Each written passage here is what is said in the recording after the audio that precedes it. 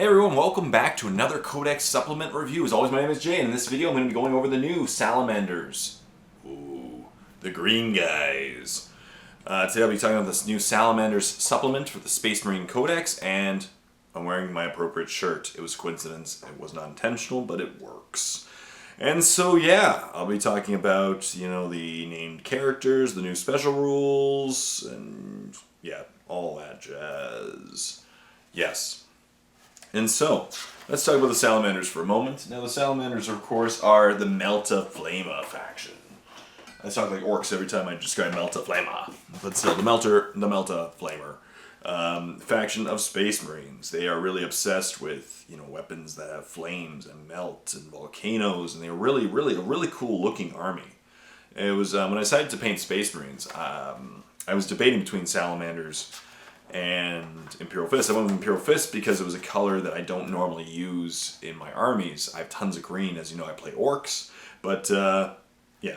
And so, it was pretty cool. And I chose Imperial Fist. I really like Imperial Fist too, but I really love Salamanders as well.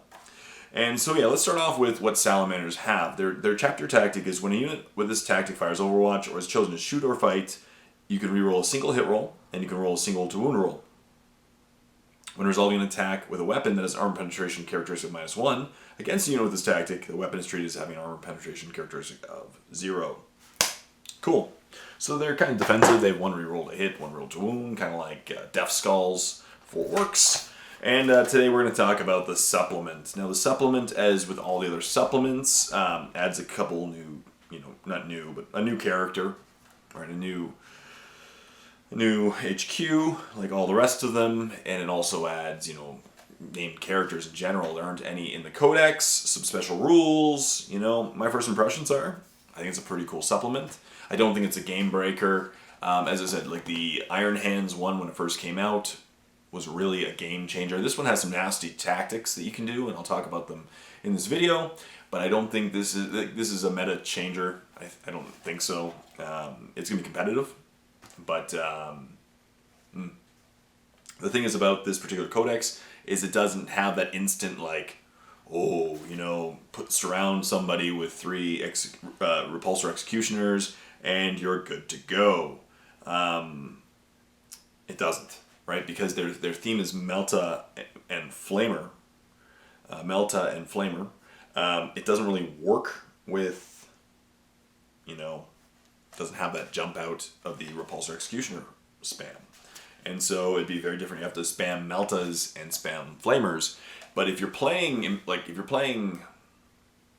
Primaris Marines, for example, or Scouts, you don't have a lot of Flamers. You don't have a lot of Meltas, right? Meltas I used to stack on top of my normal Marines, but if you're playing with the starter sets of the Primaris Marines, there's no Meltas in it. There's no Flamers in it. Right? So you're going to have to stack your list in various ways with Meltas and Flamers to really take advantage of the new rules. But let's start out. So of course, if you are entirely, if you're entirely Salamanders, and if your army is entirely Salamanders, you get the Promethean cult rule, which is while the tactical doctrine is alive, when resolving an attack made with a flame or Melta weapon by a model with this ability, add 1 to wound roll. So that's not bad. So Meltas will typically wound on a 2 or 3 up at worst. So they'll be on 2 up or 3 up, and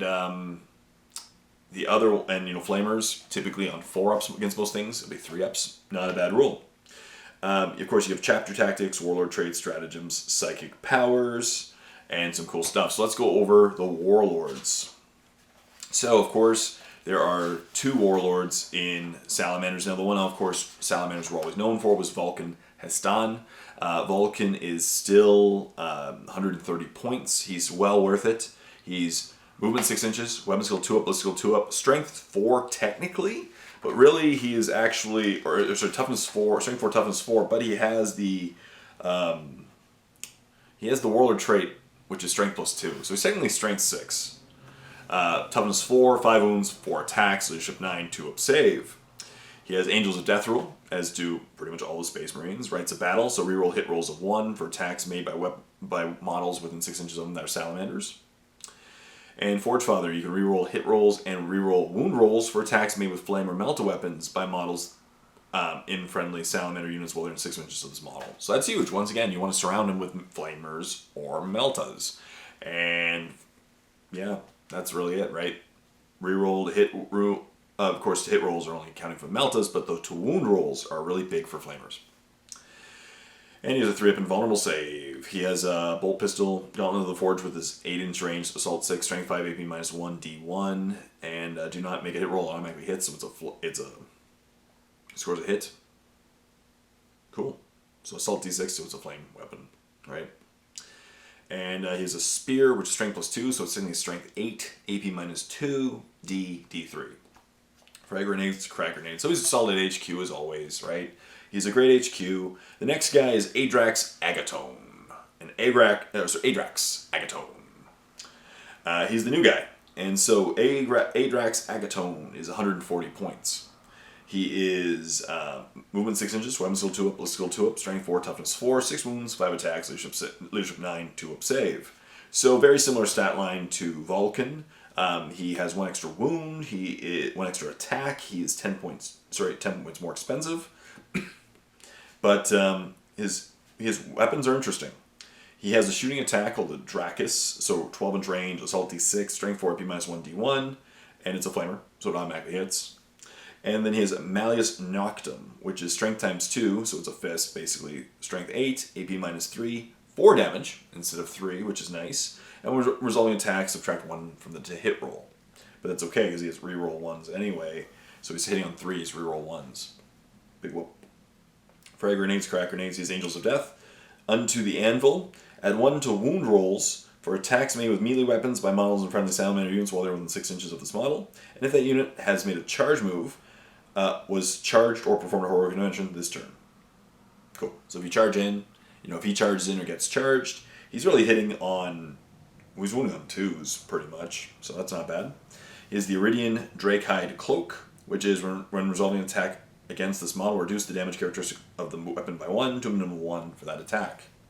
Rites of Battle, rerolled hit rolls of 1 made by friendly models of Salamander units within 6 inches of this model. Cool. So he's a solid HQ choice too. I think he's going to be popular. He has some cool rules. I really do like, he's a little harder to kill than Vulcan.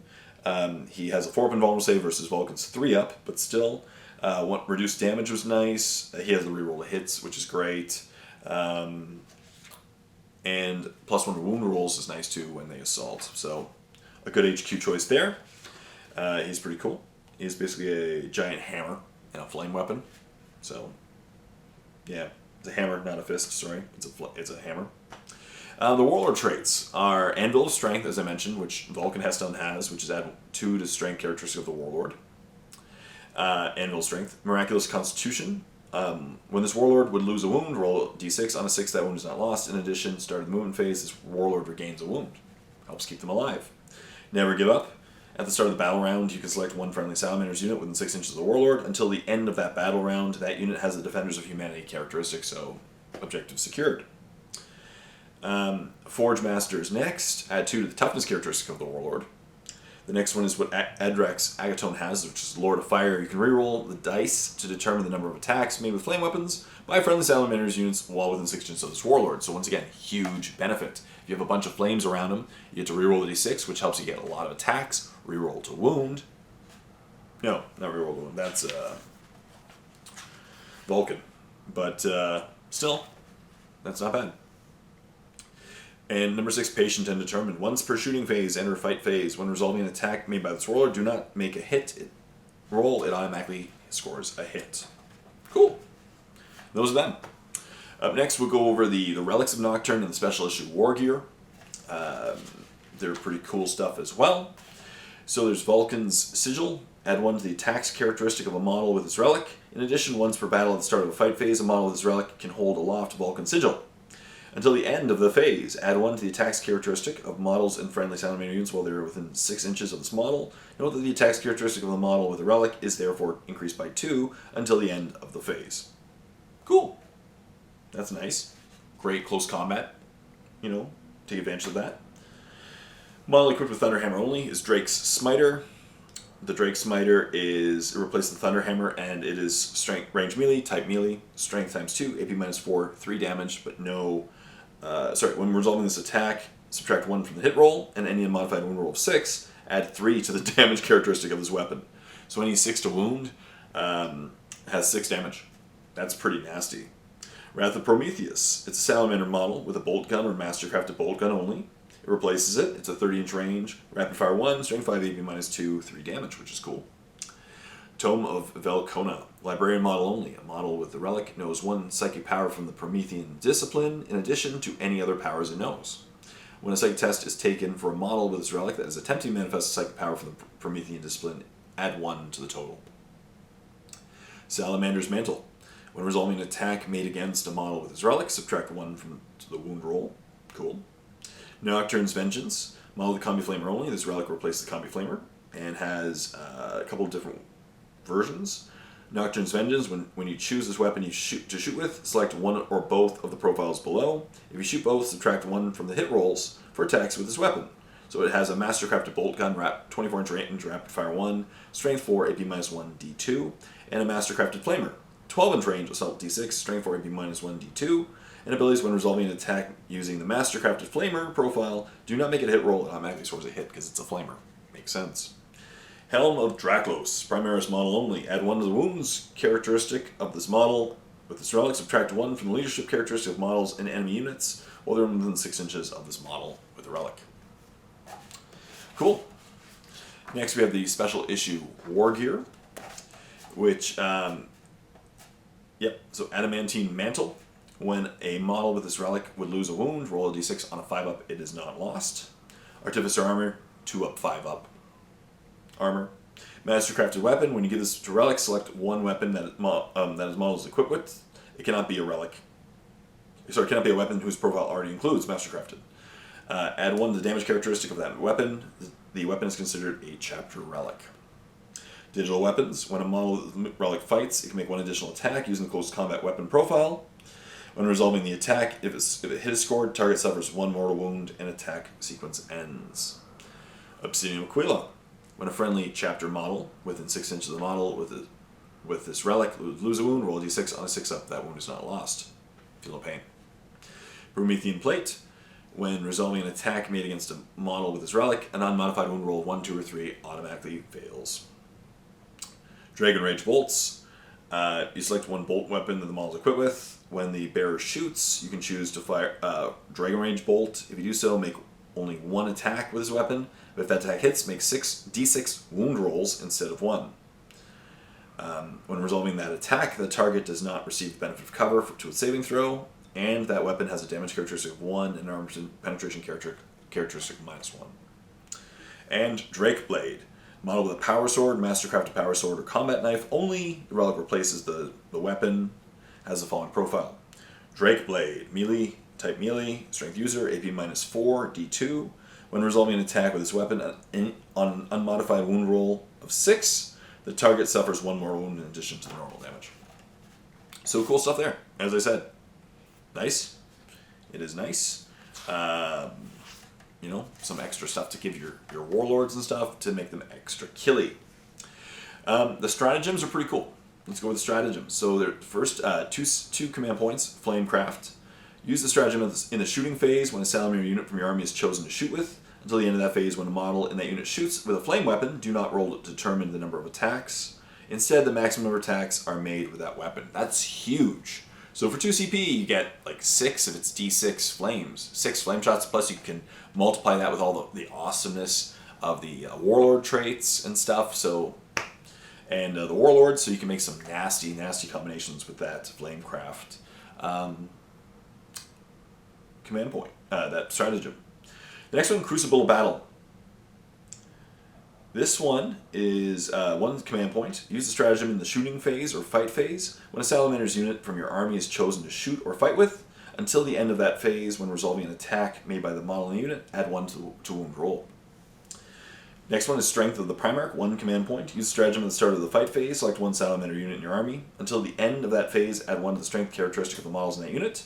And when resolving an attack with the melee weapon by the model in that unit, on an unmodified wound roll of 6, double the damage characteristic of that weapon for that attack.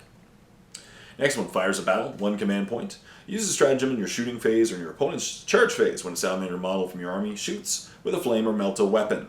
Until the end of that phase, when resolving an attack made with that weapon, and on an unmodified wound roll of 4+, the target suffers 1 more wound in addition to the normal damage. Rites of Vulcan.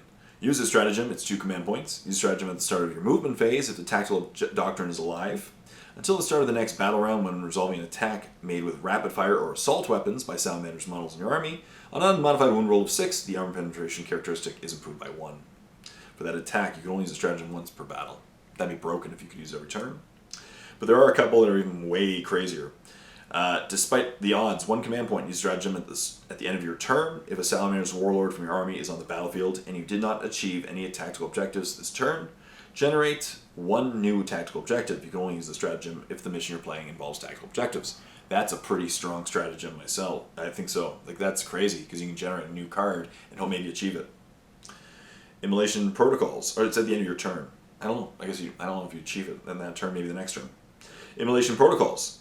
1 command point, use a stratagem in your shooting phase. When a Salamander unit in your army is chosen to shoot with, until the end of the phase, change the type of all flame weapons models in your unit to pistol. So you can use it to shoot into combat. That is nuts. That's pretty nuts for 1 command point. Pretty cool. Self-Sacrifice. 2 command points. Use stratagem at the start of your opponent's shooting phase. This is the broken one. This is, I think, the most broken stratagem in the Codex, and I'll talk about it in a second. Select 1 Salamander infantry unit from your army. Until the end of that phase, enemy units cannot target any other infantry units, so not that one, any other ones. Infantry units that are in your army that are within 6 inches of the selected unit, unless that unit is the closest enemy unit to the firing unit and is visible. So basically means that you make your whole army that's within 6 inches, right? So all you do is, if you have bubble wrapped correctly, you choose your warlord, right? They can't shoot the warlord unless they have snipe. And it has to be an infantry unit, so as long as it's an infantry model, you choose that one. Everyone around the unit cannot be targeted unless they're the closest. That's broken. That is really powerful, and it would make it really nasty for your opponent, especially. Now it only applies to infantry units, obviously, so you can't bubble wrap with, repulsor executioners and be like, hey, you can't shoot my repulsor executioners. But still, that'll help keep your army alive. That's pretty strong of a stratagem for 2 command points. Next one, Rise from the Ashes, 2 command points. When a Salamander's character is destroyed, at the end of that phase, roll d6 on a 4-up. The model returns with 1 remaining, places close, to original, and within 1 inches away from enemy models. Stratagem cannot be used on the same model more than once per battle. Next one is Vengeance of Istvan 5. 1 command point. Use a stratagem in the fight phase when a Salamander's unit from your army is chosen to fight with. Until the end of that phase, when resolving an attack made with melee weapon by the model in that unit against Word Bearers, Iron Warriors, Night Lords, or Elf Legion, reroll to hit rolls. So very circumstantial. Stand your ground, 1 CP. Use a stratagem in any phase when a Salamander infantry unit from your army is not a servitor and did not advance in that phase or the previous movement phase is the target of an attack. Until the end of that phase, when resolving an attack made with weapons that has a damage characteristic of 1 against a model in this unit, add 1 to the saving throw. This does not affect invulnerable saving throws. Helps keep your guys alive. Cool. Next one, Born Protectors. 2 command points. Use stratagem in your opponent's charge phase. When a charge is declared against Salamander's unit from your army, select 1 friendly Salamander's unit that is more than 1 inch away from the enemy units and within 12 inches of the unit that is the target of the charge.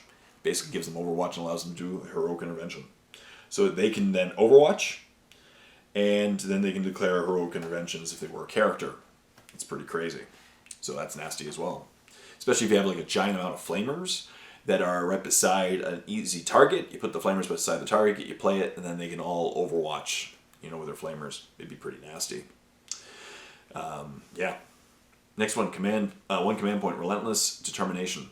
Use a stratagem at the end of your movement phase. Select 1 Salamander's unit from your army that did not advance that phase.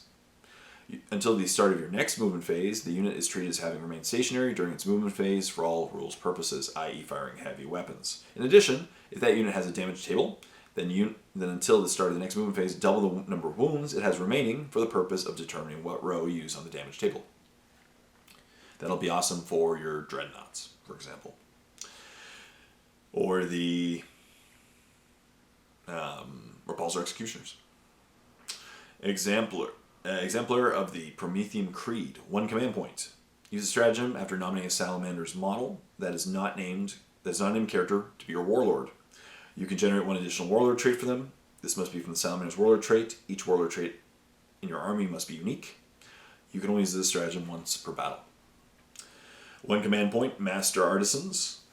Use a stratagem before the battle. Select 1 Salamander's model from your army that has the word Sergeant in it in the profile. That model can have one of the following chapter relics, even though they are not a character: Mastercrafted Weapon, Digital Weapons, Drake Blade, Dragon Rage, Bolts. All the relics your army includes must be different and be given to different models. And finally, Trust of the Prometheus. 1 command point. Use a stratagem after nominating a model drawn from your Salamander Successor chapter to be your Warlord. You can give the 1 Relic of Nocturne to a character model from your army that is drawn from the Salamander Successor chapter instead of giving it a special issue Wargear relic, or a chapter relic from Codex Space Marines. If you do, replace the Salamander keyword in all instances with that relic with the model's chapter keyword. You can only use a stratagem once per battle. Cool. And that's basically it. As I said, it's a pretty cool supplement. So, the benefits of the supplement. Of course, you get Vulcan Heston, which is a nasty, nasty Warlord when combined with Melta or Flamer weapons. You get the new guy, Adrex, who's a really strong HQ choice too. He's pretty survivable and will help buff units. The main benefits, of course, are using Flamer or Melta weapons. Gigantic benefits and stratagems that will help you do some crazy stuff with that, especially if you keep them, around army squads that are going to get assaulted. You can use the stratagem, make them overwatch, which is nasty. I really think that stratagem is powerful, where you can basically make most of your army not shootable. If you bubble wrap them correctly, you choose your Warlord if they're infantry and no one around them can be shot. That's pretty nasty. Unless they're the closest, and invisible. So that's invisible. That's pretty crazy. So that's it. What do you think about all the new supplements in general? Which one do you think is the most powerful? I still think Iron Hands, because it works best with the competitive meta. In my opinion, Ultramarines are still pretty decent as well. Pretty competitive, and I like Imperial Fist still, and they're all pretty interesting. What do you guys think? What do you think? Leave comments in the comment section down below what you think about this new supplement. What do you think about the new supplements in general? What do you think about Space Marines now? Are they back in the competitive meta? I really think they are. And yeah, what do you think? Let's leave a comment in the comment section down below. As always, this is brought to you by my Patreon campaign. Link in the description below if you want to help support my videos. It's because of them that I can actually make these videos. So please help support that too. Stay tuned for more Codex reviews. And always, this is Jay saying, happy painting.